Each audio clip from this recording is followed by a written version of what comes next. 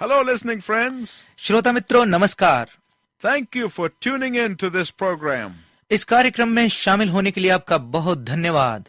We are delighted to bring it to you, इसे आप तक लाने में हम आनंदित हैं and we pray that God is using it to bless your life. और हमारी प्रार्थना है कि परमेश्वर इसका प्रयोग आपके जीवन को आशीषित करने के लिए कर रहा है। We have been talking about the blessings of surrender. हम समर्पण की आशीषों के विषय में बात करते आ रहे हैं। In our last broadcast, you learned that it is possible to lose your effectiveness for God even though your life is filled with activities. हमारे पिछले प्रसारण में आपने सीखा कि एक सक्रिय जीवन जीते हुए भी संभव है कि हम परमेश्वर के लिए अपनी प्रभावपूर्णता खो दें। We learned this from an incident in the book of 2 Kings chapter 6. ये हमने दूसरे राजा की पुस्तक 6 अध्याय में से एक घटना से सीखा। In the story, an axe head fell into the water. उस कहानी में एक कुल्हाड़ी का सिरा पानी में गिर गया। The axe head represents a life that is being equipped and anointed with the Holy Spirit. कुल्हाड़ी का सिरा उस जीवन को प्रकट करता है जिसे पवित्र आत्मा से तैयार और अभिषेक्त किया जा रहा है। The loss and recovery of the axe head is a picture of God's grace. कुल्हाड़ी के सिरे का गुम होना और फिर मिल जाना परमेश्वर के अनुग्रह की तस्वीर है। Let's look again at the man who lost the axe head. आइए एक बार फिर से उस व्यक्ति को देखें जिसने कुल्हाड़ी का सिरा गुम किया। This man did not lose his axe head through laziness. इस मनुष्य ने कुल्हाड़ी का वो सिरा सुस्ती के कारण नहीं खोया। He did not lose his axe head by not serving. उसने काम ना करते हुए उसे नहीं खोया। No. नहीं, This man was perhaps the busiest man there was. शायद ये व्यक्ति वहाँ सबसे अधिक व्यस्त व्यक्ति था। My listening friends, मेरे श्रोता मित्रों, pay close attention to this. इस पर अच्छी तरह से ध्यान दीजिए। The evidence of God's blessing is not just being busy doing things or going to meetings. केवल काम करने में व्यस्त रहना या सभाओं में जाते रहना परमेश्वर की आशीष का प्रमाण नहीं है। The evidence of God's blessing is not just being involved on boards and committees. केवल निर्देशन समितियों और कमेटियों में लगातार शामिल रहना परमेश्वर की आशीष का प्रमाण नहीं है। No. नहीं, The evidence of God's blessings is in your effectiveness. परमेश्वर की आशीषों का प्रमाण आपकी प्रभावपूर्णता में है। The evidence of God's blessings is God's anointing. परमेश्वर की आशीषों का प्रमाण परमेश्वर द्वारा अभिषेक है। The evidence of God's blessings is a changed life. परमेश्वर की आशीषों का प्रमाण एक बदला हुआ जीवन है। The Bible tells us about a church of Thyatira. Bible हमें थुआतिरा की कलीसिया के विषय में बताती है। The church was a hub of busy people and many activities. ये कलीसिया ढेर सारी गतिविधियों और व्यस्त लोगों का स्थान थी। Yet they were ineffective because of their tolerance of sin. लेकिन फिर भी वो निष्प्रभाव थे पाप के प्रति उनकी सहनशीलता के कारण। God have mercy on a man or a woman who tries to serve God without God's power and anointing of God's the Holy Spirit.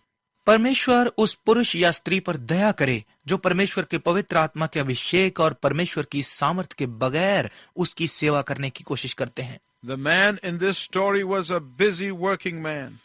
इस कहानी में जो व्यक्ति है वो काम करने वाला एक व्यस्त व्यक्ति था। But he was not alert to the insidiousness of sin that slowly crept into his life. लेकिन वो पाप की दुष्टता से सचेत नहीं था जो धीरे से उसके जीवन में प्रवेश कर गया। He was diligent, वो परिश्रमी था, but he failed to see the axe head was slackening and slipping from the shaft. लेकिन वो ये पता लगाने में असफल रहा कि कुल्हाड़ी का सिरा ढीला हो रहा था और हत्थे से फिसल रहा था। When he became blind to what was happening at the cutting edge of his life, जब वो अपने जीवन की काटने वाली धार के साथ घट रही घटना से अपनी आंखें बंद कर बैठा, the axe head fell in the dark, deep, muddy waters of the Jordan River. तो कुल्हाड़ी का सिरा यर्दन नदी के गाढ़े गहरे कीचड़ भरे पानी में गिर गया। And that is why Jesus again and again told his disciples to watch and pray lest they enter into temptation. और इसीलिए यीशु ने बार बार अपने चेलों से जागते रहने और प्रार्थना करने के लिए कहा ताकि वो परीक्षा में ना पड़ें। The moment you cease to watch and pray, जिस क्षण आप जागना और प्रार्थना करना बंद कर देते हैं, you will lose your axe head. आप अपनी कुल्हाड़ी का सिरा खो देते हैं। The moment you slow down in spending time with God, जिस क्षण आप परमेश्वर के साथ समय व्यतीत करने में धीमे हो जाते हैं, you will lose your axe head. आप अपनी कुल्हाड़ी का सिरा खो देते हैं। And when you lose your axe head, और जब आप कुल्हाड़ी का सिरा खो देते हैं, you will lose the cutting edge of your effectiveness. आप अपनी प्रभावपूर्णता की काटने वाली धार खो देंगे। In the book of Judges, chapter 16, न्यायों की पुस्तक 16 अध्याय में Samson lost his power while he was diligent in work. शिमशोन ने अपनी शक्ति खो दी जबकि वो काम करने में परिश्रमी था, But he neglected in watching. लेकिन उसने जागते रहने को अनदेखा कर दिया। It wasn't long before his spiritual life began to slip. थोड़े समय पहले ही उसका आत्मिक जीवन फिसलना शुरू हुआ था। Then one day he woke up from the sleep to go out as before to demonstrate his strength. फिर एक दिन पहले की तरह वो नींद से जागा कि बाहर जाकर अपने बल का प्रदर्शन करे, He did not know that the Spirit of the Lord had departed from him. लेकिन वो नहीं जानता था कि परमेश्वर का आत्मा उसके ऊपर से चला गया है। This is another way of saying that he had departed from the Lord. दूसरे तरीके से इसे ऐसे कह सकते हैं कि वो परमेश्वर से दूर हट गया था। My daily cry is that God will spare me the horrible temptation of being busy for God but lose power with God. मेरी रोजाना की चिल्लाहट ये है कि परमेश्वर मेरे लिए उसके प्रति व्यस्त रहने की बड़ी परीक्षा चाहे रखे, लेकिन उसकी सामर्थ्य मुझसे ना Here is a हटे। very important question. यहाँ बहुत महत्वपूर्ण प्रश्न है। How do you recover from the loss of your effectiveness? आप अपनी प्रभावपूर्णता के नुकसान से कैसे उबरते हैं? Verse 6 of 2 Kings chapter 6 gives you the answer. दूसरे राजा 6 अध्याय का 6 पद आपको इसका उत्तर देता है। And the man of God asked, where did it fall? और परमेश्वर के जन ने पूछा, वो कहाँ गिरा? And he showed him the place, so he cut a branch and threw it in there, and he made the iron float. जब उसने स्थान दिखाया तब उसने एक लकड़ी काट कर वहां डाल दी और वो लोहा पानी पर तैरने लगा। The way to recover the loss of your effectiveness is twofold. आपकी प्रभावपूर्णता के नुकसान की पुनः प्राप्ति दोहरी तह है। First, पहली, find out where you fell or where you lost your step. पता लगाइए कि आप कहाँ गिरे या कहाँ आपके कदम भटके। One of the hardest things for anyone who has lost his effectiveness for the Lord is to be able to retrace his steps. उस व्यक्ति के लिए जिसने प्रभु के लिए अपनी प्रभावपूर्णता खो दी हो, सबसे कठिन बात है कि दोबारा अपने कदमों को ढूंढना। Yet the Bible tells us again and again, फिर भी बाइबल हमें बार बार बताती है, find out where you have fallen and return there. देखो कि तुम कहाँ पर गिरे थे और वहां वापस जाओ। The place of your departure is the place of your recovery. तुम्हारे दूर जाने का स्थान ही तुम्हारी पुनः बहाली का स्थान है। You will find power where you have lost it. तुम वहीं पर सामर्थ पाओगे जहां तुमने उसे खोया था। It is futile to imagine that you can overlook the past without accounting for it. ये कल्पना करना व्यर्थ है कि आप अतीत का हिसाब दिए बगैर उसे अनदेखा कर सकते हैं। It is futile to imagine that you can overlook the past without confessing it before God. ये कल्पना करना व्यर्थ है कि आप अतीत को अनदेखा कर सकते हैं बिना परमेश्वर के सामने इसका पश्चाताप किए। That is why John said in 1 John 1:9, इसीलिए यूहन्ना ने पहला यूहन्ना 1:9 में कहा, if we confess our sins, God is faithful and just to forgive us these sins which we have confessed. यदि हम अपने पापों को मान लें तो परमेश्वर हमारे इन पापों को जिन्हें हमने मान लिया है क्षमा करने के लिए विश्वास योग्य और धर्मी है। You may have to return to some sins that you have covered up years ago. शायद आपको कुछ पापों की तरफ वापस जाना पड़े जिन्हें आपने वर्षों पहले ढांप दिया था। You may have to make restitution for things long forgotten. आपको शायद कुछ बातों की क्षतिपूर्ति करनी पड़े जो बहुत पहले भुला दी गई हैं। You must do these things before God can restore your joy and your effectiveness. इससे पहले कि परमेश्वर आपके आनंद और प्रभावपूर्णता को पुनः स्थापित करे, आपको ये काम करने होंगे। You have to go back to where you have fallen. आपको वहां वापस जाना होगा जहां आप गिरे थे। You must find the very place that is your Achilles heel.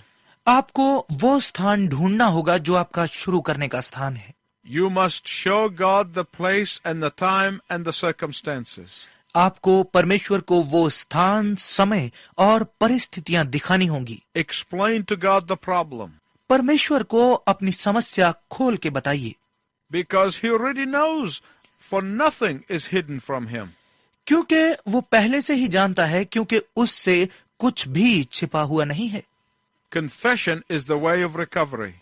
पश्चाताप बहाली का रास्ता है। The root of the problem of some Christians is the same problem of the non-Christians. कुछ मसीहियों की समस्या की जड़ बिल्कुल वही है जो गैर मसीहियों की समस्या है। They are unwilling to confess their sins. वो अपने पापों को मानने के लिए तैयार नहीं है, So they rationalize them. सो वो उनके कारण पेश करते हैं। The second-fold recovery is found in verse 6 and 7. पुनः प्राप्ति की दूसरी तह 6 और 7 पद में मिलती है। So he cut a branch and threw it there, and he made the iron float. Therefore he said, Pick it up for yourself. So he reached out his hand and took it. तब उसने एक लकड़ी काट कर वहां डाल दी और वो लोहा पानी पर तैरने लगा। उसने कहा, उसे उठा ले। तब उसके सेवक ने हाथ बढ़ाकर उसे उठा लिया। I don't understand how anyone can say they believe in God and they do not believe in miracles. मेरी समझ में नहीं आता कि कैसे कोई ये कह सकता है कि वो परमेश्वर पर विश्वास करते हैं लेकिन आश्चर्य कर्मों में विश्वास नहीं करते। This indeed is a supernatural miracle for the metal of an axe head to float in water. एक कुल्हाड़ी के लोहे से बने सिरे का पानी पर तैरना सच में एक अलौकिक आश्चर्यक्रम है। What did Elisha do? Elisha ने क्या किया? He cut a branch. उसने एक डाली को काटा। What is the branch? अब ये डाली क्या है? Isaiah 11:1 tells us यशाया 11:1 हमें बताता है that the Lord Jesus Christ is a branch that came out of Jesse. कि प्रभु यीशु मसीह शाखा है जो यिशै से निकलेगी। The Lord Jesus Christ is a branch that will bear fruit. प्रभु यीशु मसीह वो शाखा है जो फल A देगी। shoot will come up from the stump of Jesse. From his roots, a branch will bear fruit. यिशै के ठूंठ में से एक डाली फूट निकलेगी और उसकी जड़ में से एक शाखा निकलकर फलवंत होगी। Jesus is that branch. यीशु ही वो शाखा है। He was cut off when he hung on the cross. उसे काट दिया गया जब उसे क्रूस पर लटकाया गया। The only answer to the loss of effectiveness is the branch of David. प्रभावपूर्णता के नुकसान का एकमात्र उत्तर दाऊद की शाखा है। The only healing to the loss of joy is the branch of Judah. खुशी के नुकसान की एकमात्र चंगाई यहूदा की शाखा है। The only forgiveness and restoration that makes the iron float is the branch of Jesse. लोहे को भी तैराने वाली एकमात्र क्षमा और पुनर्स्थापना यिशै की When the डाली है। crucified Christ is applied to any addiction, he will liberate you. किसी भी बुरी आदत पर जब क्रूस चढ़ाए गए मसीह का प्रयोग किया जाता है तो वो आपको स्वतंत्र करेगा। When the crucified Christ is applied to any enslavement of sin, he will set you free. जब क्रूस पर चढ़ाए गए मसीह का प्रयोग पाप की किसी भी तरह की दास्ता पर किया जाता है तो वो आपको स्वतंत्र करेगा। When the crucified Christ is applied to your bondage to the world's pleasures, he will release you. जब सांसारिक आनंद के प्रति आपके बंधन पर क्रूस चढ़ाए गए मसीह का प्रयोग किया जाता है तो वो आपको छुड़ाएगा। Christ will make the iron float. मसीह लोहे को तैरा देगा। He will restore you and renew you. वो आपको पुनः बहाल करेगा और आपको नया करेगा। Christ will release you and free you to come back to him. मसीह आपको छुड़ाएगा और उसके पास वापस आने के लिए स्वतंत्र करेगा। When the man of God cut the branch, जब परमेश्वर के जन ने पेड़ से डाली को काटा the iron axe head floated. तो कुल्हाड़ी का सिरा तैरने लगा। Jesus will overcome the laws of gravity that are pulling you away from him. यीशु गुरुत्वाकर्षण के नियमों को अपने काबू में कर लेगा जो आपको उससे दूर खींच रहे हैं। Jesus will also liberate you from the strength of the current in the river of the world's temptation. यीशु आपको सांसारिक परीक्षा की नदी के प्रवाह की शक्ति से भी मुक्त करेगा। Jesus will not only liberate you from the muddy, dirty waters of your sin, यीशु आपको केवल आपके पाप के कीचड़ भरे गंदे पानी से ही मुक्त नहीं करेगा, but he will also set you free from the soot and the mud of sin.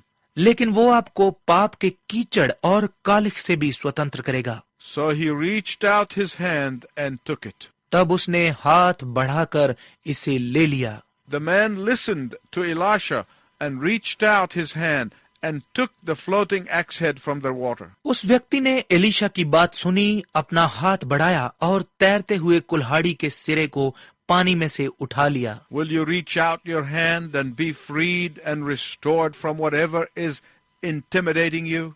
जो भी बात आपको भयभीत कर रही है, क्या आप उससे स्वतंत्र होने और वापस आने के लिए अपना हाथ बढ़ाएंगे? Will you reach out your hand and be freed and restored from whatever is frightening you? आपको जिस भी चीज का डर है, क्या आप उससे स्वतंत्रता पाने और पुनः स्थापित होने के लिए अपना हाथ बढ़ाएंगे? Will you reach out your hand and be freed and restored from whatever is holding you captive? जिस किसी भी बात ने आपको दास बना रखा है, क्या आप अपना हाथ बढ़ाएंगे कि आप उससे स्वतंत्र और पुनः बहाल हो Will you जाएं? reach out and draw near to the cross of Christ in which there is liberation? क्या आप आगे बढ़कर मसीह की क्रूस के पास जाएंगे जिसमें मुक्ति है? Will you reach and draw near to the cross of Christ in which there is restoration? क्या आप आगे बढ़कर मसीह की क्रूस के पास जाएंगे जिसमें पुनर्निर्माण है? Will you reach and draw near to the cross of Christ in which there is sanctification? क्या आप आगे बढ़कर मसीह की क्रूस के समीप जाएंगे जिसमें शुद्धिकरण है? Every defeated Christian can have victory in the branch of Judah. प्रत्येक हारा हुआ मसीही यहूदा की शाखा में विजय पा सकता है। Every fruitless believer can have victory in the branch of Jesse. प्रत्येक फल रहित विश्वासी यीशु की डाली में विजय पा सकता है। Every fearful child of God can have victory in the branch of David. भय मानने वाला परमेश्वर का प्रत्येक बच्चा दाऊद की शाखा में विजय प्राप्त कर सकता है। How? कैसे? That branch whose name is Jesus can take a life that is lost in the muddy waters of defilement and death. वो शाखा जिसका नाम यीशु है, वो जीवन भी उठा सकता है जो मौत और गंदगी के कीचड़ भरे पानी में गुम हो चुका है, and raise it to a new life of power. और इसे शक्ति के नए जीवन में विकसित कर सकता है। Will you reach out your hand and take it today? क्या आज आप अपना हाथ बढ़ाकर इसे लेंगे? It is my urging of you to say yes. ये मेरा आपसे निवेदन है कि आप हाँ कहें। Until we meet again, I wish you God's richest blessing. दोबारा मिलने तक मैं आपके लिए परमेश्वर की उत्तम आशीषों की कामना करता हूँ।